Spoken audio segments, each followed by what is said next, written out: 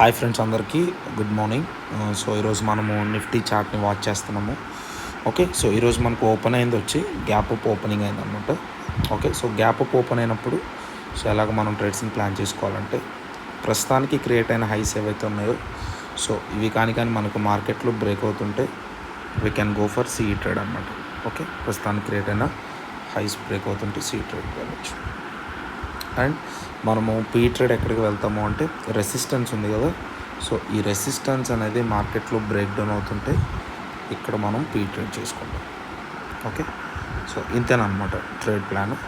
Okay, so C ఎక్కడ చేసుకోవాలి, P ఎక్కడ చేసుకోవాలి, ఈ 2 లెవెల్స్ వచ్చి important. And the other thing వచ్చి మనం స్ట్రైక్స్ ఏవి చూసుకోవాలి అంటే, స్ట్రైక్స్ వచ్చి 24,150 కాల్ ఉంది కదా, ఇది కానీ మనకు 141 బ్రేక్ అవుతుంటే మనం ట్రేడ్స్లో పార్టిసిపేట్ చేయొచ్చు. ఓకేనా, సో 24,150 ఉంది కదా, సో ఇది చూద్దాము. ఇది మనకు 141 బ్రేక్ అవుతుంటే మనం ఇక్కడ ట్రేడ్స్ని ప్లాన్ చేసుకోవచ్చు. ఇది ట్రేడ్ ప్లాన్. మార్కెట్ మనకి ఇచ్చే ఆపర్చునిటీని బట్టి మనం ట్రేడ్స్ని ప్లాన్ చేసుకోవాలి. Thank you.